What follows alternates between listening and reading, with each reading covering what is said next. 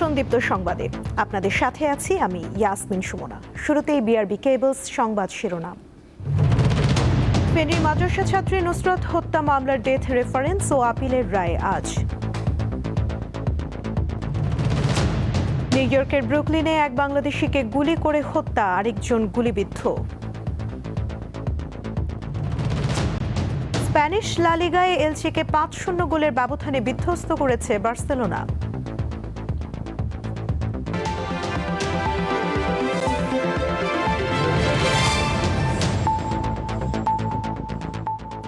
এবারে বিস্তারিত। ফেনীর সোনাগাজীর আলোচিত মাদ্রাসা ছাত্রী নুসরাত জাহান রাফি হত্যা মামলার ডেথ রেফারেন্স, আপিল ও জেল আপিলের রায় আজ। হাইকোর্টের বিচারপতি ভীষ্মদেব চক্রবর্তী ও বিচারপতি কে এম রাশেদুজ্জামান রাজার সমন্বয়ে গঠিত বেঞ্চ রায় ঘোষণা করবে। বিচারিক আদালত ১৬ আসামিকে মৃত্যুদণ্ড দিয়েছে। তাদের অন্যতম সোনাগাজী ইসলামিয়া ফাজিল মাদ্রাসার বরখাস্ত অধ্যক্ষ সিরাজ উদ্দৌলা, সোনাগাজী উপজেলা আওয়ামী লীগের তৎকালীন সভাপতি রুহুল আমিন ও সোনাগাজী পৌরসভার তৎকালীন কাউন্সিলর মাকসুদুল আলম, কামরুন্নাহার মনি, উম্মে সুলতানা পপি ওরফে তুহিন। মাদ্রাসার তৎকালীন অধ্যক্ষ সিরাজউদ্দৌলার বিরুদ্ধে যৌন নিপীড়নের অভিযোগে নুসরাতের মা মামলা করেন। ওই মামলায় অধ্যক্ষকে গ্রেফতার করা হয়।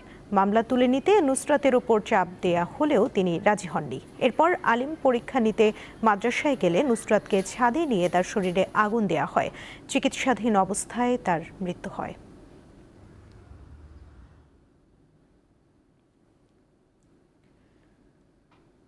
দর্শক, হাইকোর্ট প্রাঙ্গণে রয়েছেন সহকর্মী মাহিদুর রহমান, তিনি যোগ দিচ্ছেন এই মুহূর্তের খবর নিয়ে। মাহিদুর, কখন নাগাদ রায় ঘোষণা শুরু হতে পারে আর উভয় পক্ষের কারা আদালতে রয়েছেন জানাবেন। সুমনা, পূর্ব নির্ধারিত সময় অনুযায়ী 10:30 বেজে কিন্তু আজকে হাইকোর্টের এই বেঞ্চ বসার কথা রয়েছে। আমাদেরকে যেমনটি জানানো হয়েছে অ্যাটর্নি জেনারেলের অফিস থেকে, আমাদের আজকের এই মামলা যেই রায় হতে যাচ্ছে এটি কিন্তু টানা 28 দিন এই মামলার রায়ের শুনানি হয়েছে। প্রধান বিচারপতির একটি স্পেশাল বেঞ্চ তৈরি করে দিয়েছেন নারী ও শিশু নির্যাতন দমনের জন্য। হাইকোর্টের যেসব মামলা আছে তার মধ্যে এটি দিয়েই শুরু, অর্থাৎ এই নুসরাত হত্যা মামলার রায় দিয়েই এটি প্রথম কোনো মামলার রায় হবে।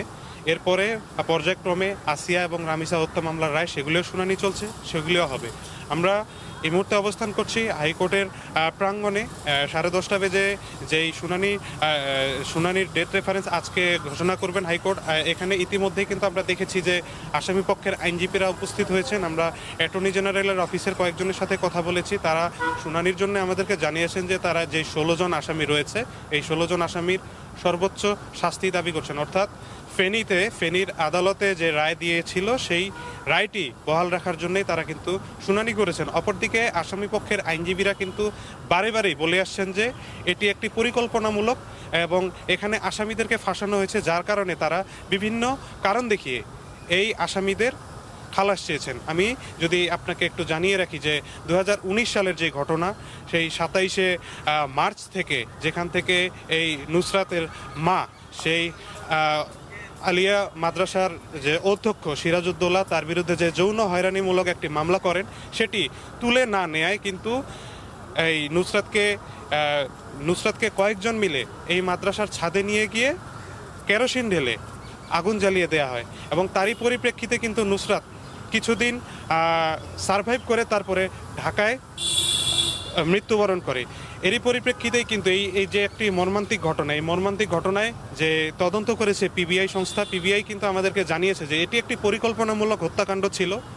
যেই পরিকল্পনামূলক হত্যাকাণ্ডে 16 জনের নাম উঠে এসেছে এবং এই 16 জন বিভিন্ন রকমভাবে হত্যাকাণ্ডে জড়িত। কেউ তাকে ছাদে ডেকে নিয়েছে, কেউ ওড়না বেঁধে তাকে কন্ট্রোল করেছে এবং কেউ কেরোসিন ঢেলেছে, কেউ আগুন জ্বালিয়েছে এবং কেউ পাহারা দিয়েছে যাতে কোনোভাবে এই হত্যাকাণ্ডকে ধামাচাপা দেওয়া হয়।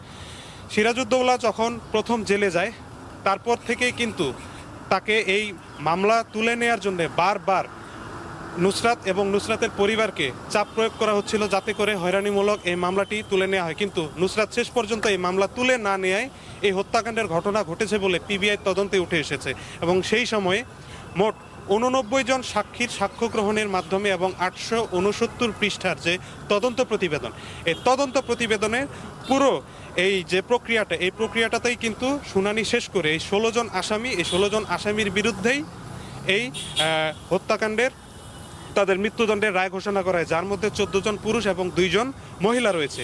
এবং এর মধ্যে ওই মাদ্রাসার অধ্যক্ষ ছাড়াও শিক্ষক, রাজনৈতিক ব্যক্তিত্ব, ওই অধ্যক্ষের পরিবার ছাড়াও অনেক শিক্ষার্থীও কিন্তু এটির মধ্যে জড়িত ছিল, যার সব কিছুই এখানে সুন্দরভাবে আবার পুনরায় উত্থাপিত করা হয়েছে। অ্যাটর্নি জেনারেল রাষ্ট্রপক্ষ থেকে তারা পুনরায় এইগুলি উত্থাপন করছেন এবং বারবার বলার চেষ্টা করছেন যে এটি একটি পরিকল্পিত হত্যাকাণ্ড ছিল এবং এই হত্যাকাণ্ডের কারণেই এই নুসরাতকে নির্মমভাবে হত্যা করা হয়েছে।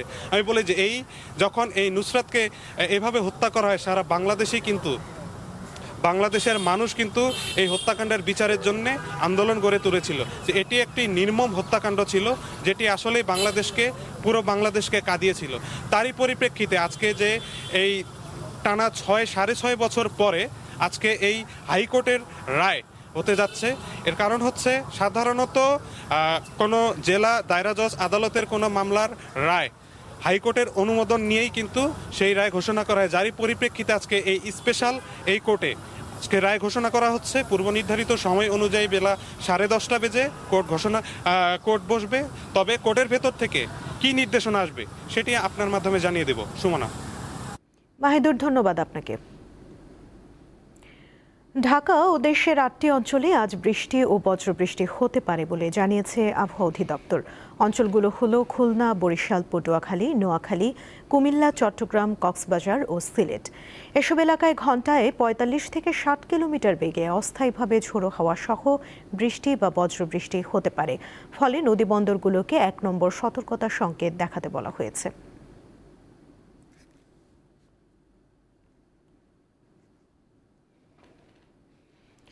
বিপুল অর্থ খরচ করে কেনা 12টি ওয়াটার বাসের মধ্যে 9টি পুরোপুরি নষ্ট হয়ে গেছে। সেগুলো এখন লোহালক্কর হিসেবে বিক্রির উদ্যোগ নিয়েছে বিআইডব্লিউটিসি। এভাবে সরকারি অর্থ অপচয়ের আগে প্রকল্প নিয়ে ভালোভাবে যাচাই বাছাইয়ের পরামর্শ দেন বিশেষজ্ঞরা। ঢাকার চারদিকে থাকা নদ নদীকে কেন্দ্র করে ওয়াটার বাস সার্ভিস চালুর পরও বন্ধ হয়েছে বারবার। আর বৃত্তাকার এই নৌপথকে কেন্দ্র করে যে ল্যান্ডিং স্টেশনগুলো নির্মাণ করা হয়, সেগুলো এখন যেন অনেকটা ভূতের বাড়ি। ওই নৌরুটে চলার জন্য সব মিলিয়ে নামানো হয়েছিল 12টি ওয়াটার বাস। সেগুলোর মধ্যে দীর্ঘদিন ধরে নারায়ণগঞ্জের 7টি, আর কিছু পড়ে আছে ঢাকার বাদামতলীতে। সেখানে গিয়ে দেখা যায় যানগুলো যেন দেখার কেউ নেই। রাষ্ট্রীয় কোষাগারের কোটি কোটি টাকায় কেনা এই ওয়াটার বাসগুলো এখন রাজধানীর পুরন ঢাকার বাদামতলী ঘাটে পরিত্যক্ত অবস্থায় পড়ে আছে।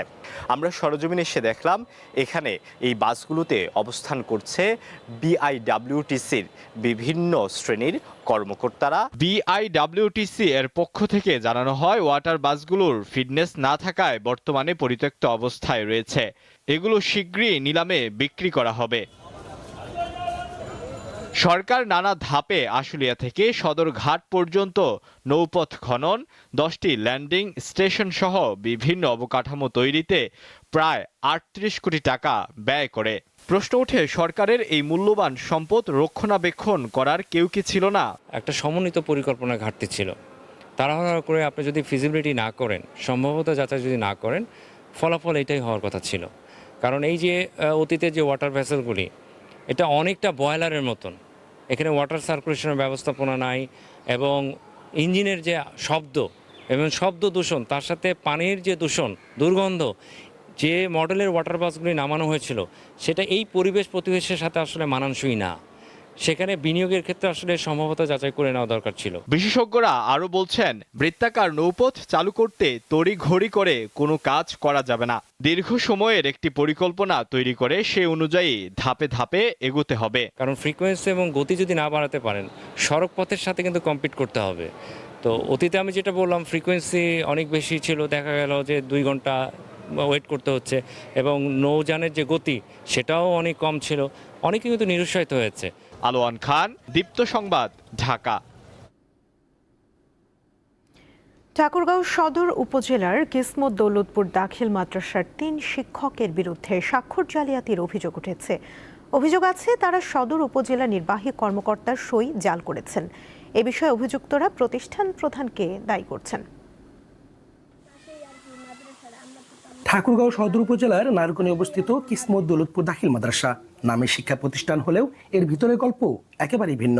কিছুদিন আগে ঠাকুরগাঁও সদর উপজেলা নির্বাহী কর্মকর্তার স্বাক্ষর জাল করে উচ্চতর গ্রেডের জন্য আবেদন করে প্রতিষ্ঠানের 3 শিক্ষক। তবে স্বাক্ষর জালের বিষয়ে 3 শিক্ষক ও প্রতিষ্ঠান প্রধান দোষারোপ করছে একে অপরকে। উচ্চতর গ্রেডের জন্য আমার শিক্ষক ইউনো স্যারের সই জাল করে ওরা কাগজ পাঠিয়ে দিছে। স্কুলের যে প্রধান দায়িত্বে আছেন ওনাকে দিছি, উনি কিভাবে কাজটা করবে এটা ওনার এখতিয়ার। এখানে আমি জাল করার কেউ না। জাল সইয়ের ব্যাপারে আমি জানি না, তবে আমি গেছিলাম ওখানে 2 স্যারের সাথে। এইটা হচ্ছে প্রতিষ্ঠান প্রধানের কাজ, আমরা প্রতিষ্ঠান প্রধানের শরণাপন্ন হয়ে কাজটা করা হয়েছে। 1975 সালে প্রতিষ্ঠিত এই দাখিল মাদ্রাসাটি এখন শুধু নামে শিক্ষা প্রতিষ্ঠান। এর শিক্ষার্থীর সংখ্যা প্রায় 250 হলেও নিয়মিত উপস্থিতি মাত্র 40 জন। প্রায় 210 জনের অনেকেই শুধু পরীক্ষা দিতে, কেউ বা উপবৃত্তির টাকা নিতেই ভর্তি আছেন। এছাড়াও ভবনের জরাজীর্ণ অবস্থা, আলোক স্বল্পতা থাকলেও শ্রেণীকক্ষে নেই বৈদ্যুতিক বাল্ব। একটি শ্রেণীকক্ষে মশারি ও খাট পেতে থাকার ব্যবস্থা করা হয়েছে। নিয়মিত পাঠদান হয় না বলেও অভিযোগ করছে শিক্ষার্থীরা। মাদ্রাসায় কোনো ওয়াশরুম নাই, আমাদের মাদ্রাসায় কোনো কমন রুম নাই, আমাদের ক্লাসরুমে লাইট নাই, এজন্য সমস্যা। আবার সিলিং নাই। আসলে আমাদের এই শিক্ষকরাই তো দুর্নীতিবাজ। হ্যাঁ, এদের কাছে আমাদের সন্তানরা কি শিখবে? তাদের এই দুর্নীতি বন্ধ করা হোক।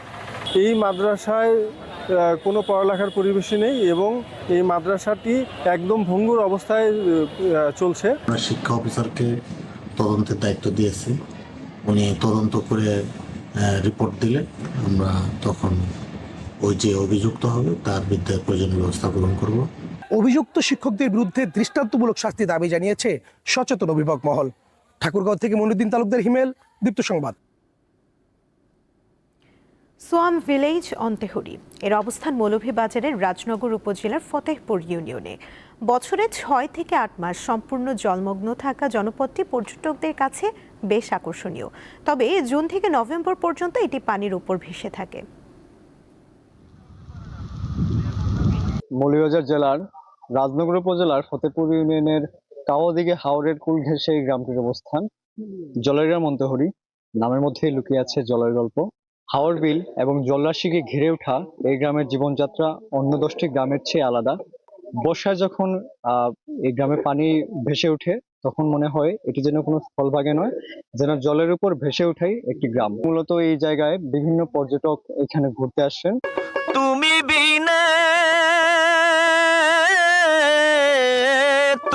বিনে এ ভুবনে আমার কে আছে ঔষধি বন্ধু, ছেড়ে যাইবা যদি কেন পিরিতি বারাইলা রে বন্ধু, ছেড়ে যাইবা যদি। এই গ্রামের যেরকম প্রাকৃতিক সৌন্দর্য ঠিক একই রকম ভাবে লুকিয়ে আছে পিছনের মানুষের কষ্টের গল্প। 6 থেকে 8 মাস আসলে তারা এই বৃষ্টির জন্য বা যানবাহনের অবনতির জন্য আসলে তারা চলাচল করতে পারে না। অসুবিধাগুলো নিয়েই আসলে এই গ্রামের মানুষরা প্রত্যেক দিন আসলে তারা চলাফেরা করছেন। জলের গ্রাম অন্তেহরি থেকে রোনালদো ধর, মৌলভীবাজার। যুক্তরাষ্ট্রের নিউ ইয়র্ক সিটিতে একটি রেস্তোরাঁয় গুলিতে ইউসুফ রাজু নামের এক বাংলাদেশি নিহত হয়েছেন। গুলিবিদ্ধ হয়ে হাসপাতালে চিকিৎসাধীন রয়েছেন রাসেল নামের আরেক বাংলাদেশি। স্থানীয় সময় রোববার ভোরে বাংলাদেশি অধ্যুষিত ব্রুকলিনে এই ঘটনা ঘটে।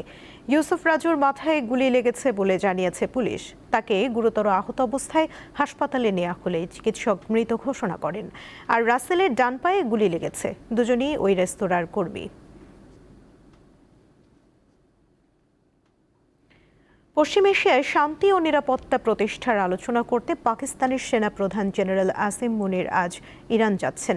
ইরানের পররাষ্ট্র মন্ত্রণালয় এক বিবৃতিতে এ তথ্য জানিয়েছে।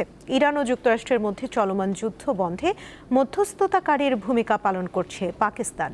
বৈঠকে সংঘাতের সর্বশেষ পরিস্থিতি এবং ইরানের ওপর আরও কঠোর নিষেধাজ্ঞা আরোপের বিষয়ে যুক্তরাষ্ট্রের প্রেসিডেন্ট ডোনাল্ড ট্রাম্পের হুমকির বিষয়টি নিয়ে আলোচনা হবে।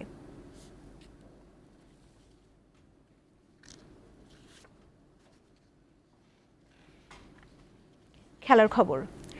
লা লিগায় শিরোপা ধরে রাখার মিশন দারুণভাবে শুরু করেছে বার্সেলোনা। স্বাগতিক এলচেকে 5-0 গোলে হারিয়েছে হ্যান্সি ফ্লিকের দল। মার্টিনেজ ভালেরো স্টেডিয়ামে বার্সেলোনার হয়ে জোড়া গোল করেছেন রাফিনিয়া ও ফার্মিন লোপেজ। অভিষেকেই গোল করেছেন করিম আজেউমি। আর অভিষেক ম্যাচে বদলি হিসেবে নেমে দুটি গোলে সহায়তা করে নজর কেড়েছেন অ্যান্থনি গর্ডন। বিশ্বকাপের পর দলের কয়েকজন নিয়মিত খেলোয়াড়কে বেঞ্চে রেখে একাদশ সাজিয়েছিলেন ফ্লিক। লামিনে ইয়ামাল শুরু থেকেই মাঠে ছিলেন, তবে নিজের সেরা ছন্দে দেখা যায়নি তাকে।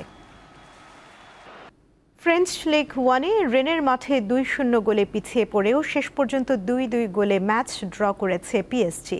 নতুন মৌসুমের শুরুতেই হারের সংখ্যা থেকে ঘুরে দাঁড়িয়ে মূল্যবান 1 পয়েন্ট নিয়ে ফিরেছে পিএসজি।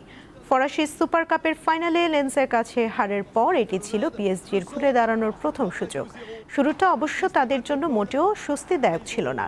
ম্যাচের প্রথমার্ধে দুর্দান্ত আক্রমণাত্মক ফুটবল উপহার দিয়ে রেন্স সিমানস্কি ও লেপোলের গোলে 2-0 ব্যবধানে এগিয়ে যায়। তবে দ্বিতীয়ার্ধে ম্যাচের চিত্র বদলে দেন নতুন তারকা ফেরান তোরেস। মাত্র 11 মিনিটের ব্যবধানে জোড়া গোল করে স্প্যানিশ ফরওয়ার্ড পিএসজিকে সমতায় ফেরান। দীপ্ত সংবাদ শেষ করার আগে বিআরবি কেবলস সংবাদ শিরোনামগুলো জানিয়ে দিচ্ছি আরও একবার। ফেনীর মাদ্রাসা ছাত্রী নুসরাত হত্যা মামলার ডেথ রেফারেন্স ও আপিলের রায় আজ। নিউ ইয়র্কের ব্রুকলিনে এক বাংলাদেশিকে গুলি করে হত্যা, আরেকজন গুলিবিদ্ধ। স্প্যানিশ লা লিগায় এলচেকে 5-0 গোলের ব্যবধানে বিধ্বস্ত করেছে বার্সেলোনা।